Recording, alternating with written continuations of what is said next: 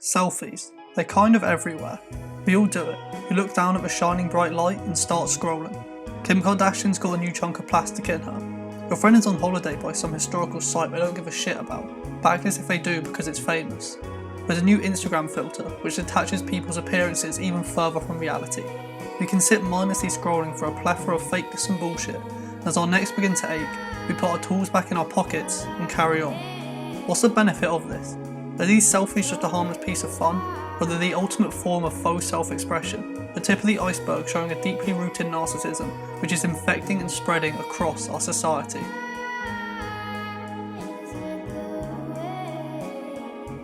I think to understand the roots of narcissism, which I believe could be so universal within the West, we need to go back to the ancient Greeks to discover the origins of the word narcissism. Narcissus was a Greek hero of the utmost beauty. Everywhere he went, girls fell in love with him. His mother was told he would live a long, happy life if he never saw himself. However, one day he passed a pond, and in the stillness he gazed down at the water and saw the most beautiful human he'd ever laid his eyes on, and fell in love with his own reflection, entranced by the self. There's different interpretations or recollections of the myth. However, it is commonly believed Narcissus drowned himself in the pond, either through suicide or trying to kiss his own reflection, a flower leaning over the spring of water where he once was. This tragic death reflects the inevitable conclusion or consequences of hyper self-obsession, which this story represents. However, it appears with selfies and social media, we've now developed beyond the tale of Narcissus. Not only do many of us stare and obsess over our own image in the pond, we now want everyone else to stare at our reflection too. Not only is narcissism rising in the West, as shown by studies in America, there is also a direct correlation between the takers of selfies and levels of narcissism. A study by Swansea University found that over a 4-month period, people who regularly took photos of themselves showed a 25% increase in narcissistic traits. Our phones are a tool for infinite activity. One could read Plato, listen to an endless stream of music, or watch any TV show. However, how do many of us spend our time? We take pictures of ourselves, and at one point we've all done it, including me. Why do we do this? Take an extremely complicated piece of technology and use it merely as a vehicle of worthless, meaningless self-promotion and faux expression on a systemic level. What are our intentions and motivations? A study into the psychology of selfies found 6 main motivations into taking selfies: self-confidence, taking selfies to boost self-confidence; environmental enhancement, taking selfies at a specific spot or location to show off or flex to others and appear interesting; social competition, taking selfies to receive more likes; attention seeking, gaining attention from others through selfies; mood modification, taking selfies to feel better; and subject conformity, taking selfies as it is now the norm. However, in general, the selfie is used to create an identity, or a perceived identity, built usually on a fallacy of chosen highlights of life, filters and face tuning apps to create an unreal perception of ourselves.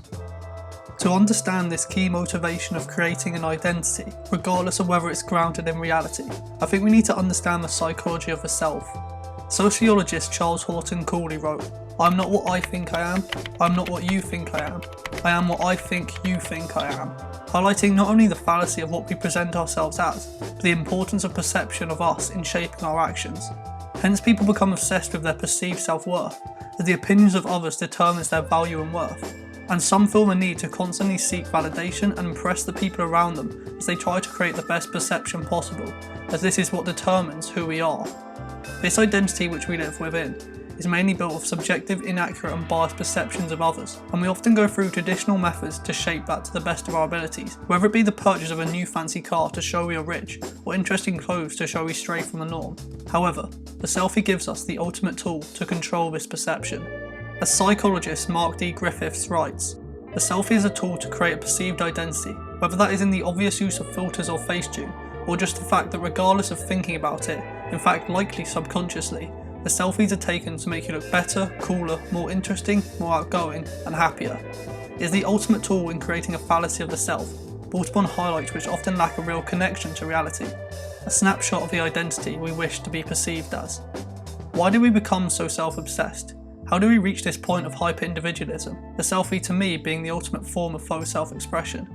While the importance of the self and individualism within the West can be traced back as far as Aristotle and the ancient Greeks, there is one political ideology who in the midst of perfect circumstances entrenched individualism deep into the minds of our citizens and the system we function within, the neoliberals. Some socialists seem to believe that people should be numbers in a state computer. We believe they should be individuals. We're all unequal. No one, thank heavens, is quite like anyone else, however much the socialists may pretend otherwise. And we believe that everyone has the right to be unequal, but to us, every human being is equally important. Margaret Thatcher once said, "Economics are the method, the object is to change the soul." And she, along with Ronald Reagan in the US, when they came into power in 1979 and 1981 respectively, achieved their goal. From an economic perspective, neoliberalism looks to empower the individual, giving them freedom from government regulation and interference in their creation of the free market. Both Thatcher and Reagan were heavily inspired by economists Hayek and Milton Friedman. The two leaders looked to free the individual from the shackles of an overbearing government by removing state involvement in the economy through deregulation, privatisation and cutting the welfare state, completely reversing the post-war Keynesian consensus. This they believed would turn the world into a meritocratic game in the free market, in which individuals would be motivated by competition and pushed to achieve. Those who won the game and became part of the uber wealthy would be seen as heroic, champions of the self, who due to their freedom from the state and within the market had been able to succeed. However, those that failed and fell into deep poverty, as many did, well, that would be their fault. They had failed as an individual. However, this is just the economics. Arguably Thatcher's most infamous quote, "There is no such thing as society, only individuals and families," had somewhat been achieved in the economy. However, she and other neoliberals still wanted to crush the collectivism seen in post-war Britain and the US, advocating the ideas of greed is good and selfishness from the likes of Ayn Rand, putting more emphasis on the self. Neoliberals realised their economic system couldn't continue to exist with the problems like structural inequality and subsequently deep poverty, without the individual internalising these issues to be a result of the individual failure as opposed to the system they functioned within. The belief of a true meritocracy in which individuals are free from government gives individuals the hope that if they work hard enough they can succeed. And for some this is true. However, this also put the failures of the system on the individual, so these issues didn't need to be addressed. If people are in poverty, it's because they weren't working hard enough. The entrenchment of the individual above all wouldn't have been possible without the help of the left. After attempting to tackle issues of the establishment and systemic inequality, and ultimately finding it impossible, the civil rights movement decided if they were unable to drastically change their environment, they'd have to change the self. This saw the establishment of institutions such as Esalen, and with psychologists such as Carl Rogers. People believed that deep down they were good, rejecting Freudian analysis, and from this years later grew the self-esteem movement. Here is award-winning journalist Will Storr explaining the self-esteem movement in his documentary, How Millennials Became a Selfie Generation. You can't understand the selfie culture without understanding the self-esteem movement that came before it. This crazy idea came about in the late 80s and early 90s that in order to free ourselves of all these social problems, everything from drug abuse to domestic violence to teenage pregnancy, we just had to believe we were special and amazing. John Vasconcellos becomes a very powerful politician in the early to mid-80s. He managed to persuade the legislature to give him a self-esteem task force and $750,000 to research this idea, which was hugely controversial.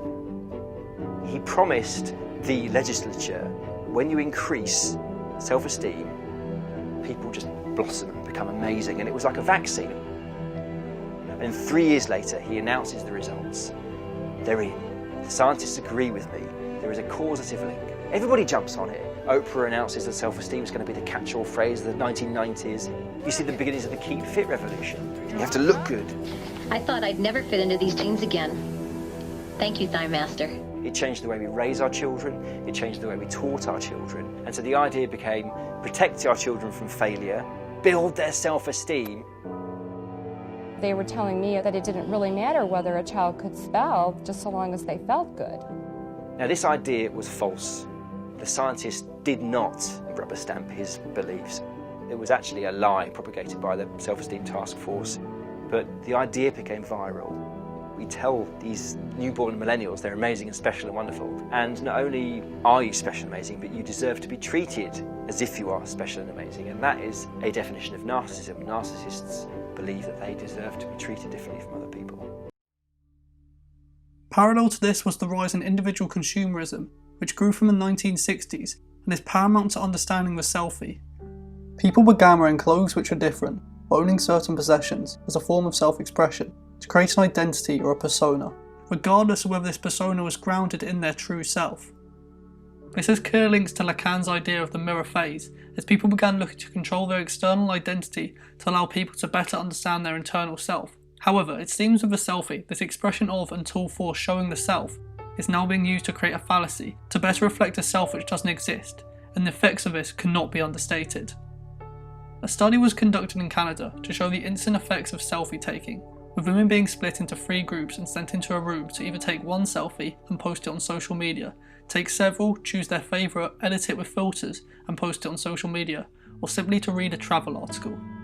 The women who could take and post only one selfie saw a decrease in confidence and feelings of attractiveness and an increase in anxiety. Furthermore, the women who were given the choice of numerous shots and filters saw a similar rise in anxiety and decrease in feelings of attractiveness.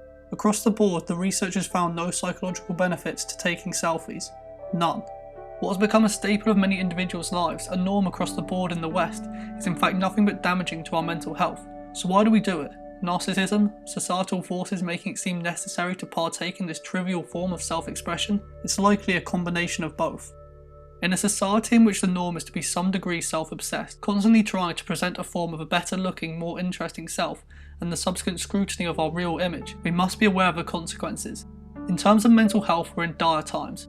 Over 18% of Americans suffer anxiety disorders, with depression also being rife, and the link between social media and mental health issues is well reported. However, social media is obviously not simply just taking selfies, it's viewing them as well. We scroll past a stream of fakeness, a wave of bullshit which washes over our subconscious, telling us everyone is perfect, and we're simply not. And to understand this, we need to go back to the writing of German philosopher Friedrich Nietzsche. When you hear the word envy, you likely associate the word with evil, with jealousy, with greed. However, Nietzsche rejected this, seeing envy as the most important human emotion. Nietzsche often used the French term ressentiment, which placed emphasis on the humiliation we experience in the face of what we desire but cannot have, when writing about envy. A harsh critic of Christianity, Nietzsche rejected Christianity's suppression of and vilification of envy, as he viewed it to be key to understanding our fundamental desires and wants. He believed we must be open about what we deeply desire and strong enough to face our own misfortunes, which often create the envy towards another individual or lifestyle we feel, and subsequently work towards what we desire. And while this view of envy may be controversial, there is some truth within it. However, it seems today we've entered a stage I like to call hyper-envy. We are told and see constantly what we should desire, perfection, through constantly viewing a plethora of mirages, attempting to portray the perfect self, which I don't need to tell you doesn't exist. The constant comparison, whether it be in likes or simply appearance or possessions, leaves many people envious of individuals or aspects of them, which for the most part are edited and show no real representation of who the individual is behind the phone. And this is seen from the offset in most children's lives now. Whether it be envy of friends or the celebrities who hold millions of followers, that envy is there, and when the emotion is real and damaging in this context, it is often aimed at a lie or a distortion of reality. This returns us to the myth of Narcissus. As he sat gazing at his own reflection, one recollection of the myth is he killed himself, unable to obtain the object he desired most. Has that object now become the perfect self? However, not only is this hyper-envy pushing us to strive towards a goal or self which doesn't exist, one could assert that these goals in and of themselves are erroneous. Nietzsche believed the will to power was the driving force behind all humans. Power meaning the power to fulfill the self and become what you truly are meant to be. He said, your real self lies not deep within you, but high above you. And this higher self is what we strive for. However, and I'm not trying to sound like a 1960s hippie who's just had their first joint, the instilled lifestyles and individuals we aspire to achieve are possibly deeply unfulfilling even when reached. Whether that be deeply rooted consumerism and the need to flex a product which gives us ever-fleeting short-term happiness, or the fake beauty and body types of the likes of Kim Kardashian and Kylie Jenner, which every 13 to 18-year-old girl may aspire towards. Is this hyper-envy in fact pushing us towards goals and lifestyles which fundamentally don't allow for the self-fulfillment Nietzsche spoke of? Well, this is obviously getting into a very tricky area to discuss, as we begin to delve into the meaning of life, which as a 19-year-old it would be simply ridiculous for me to touch upon in a serious manner. These goals are clearly not sufficient, and are causing deep amounts of suffering as people attempt to reach them. When Nietzsche writes about the power to fulfill one's potential and reach the higher self, I am sure he's not alluring to someone getting a new Gucci belt. Obviously, there is a move away from these values and ideologies that sprang from a self-esteem movement, with the likes of yoga, meditation and mindfulness, and behind that a wider push towards spirituality. However, even that has been selfieized. The selfie has become so widespread and ubiquitous with human activity. We even see it with leaders of some of the world's most powerful nations. At a funeral of one of the world's greatest fighters of injustice, Nelson Mandela. The importance of presenting a persona is now a backbone of many people's lives, to be seen as happy, attractive, interesting and cool, when in fact, many of us just simply aren't. This omnipresent belief to present a fake self is now the norm for young people, and its connection to a quasi-mental health crisis must be understood, discussed and scrutinised. Social media and its grip on our lives isn't going anywhere. On average, Americans spend 5.5 hours on their phones a day, but it's clear now many are beginning to question its role in their lives. The benefits of presenting a self built mainly on bullshit, staring at everyone else's fake self, the fallacy of the person they believe they must present themselves as, and the hyper-envy which follows.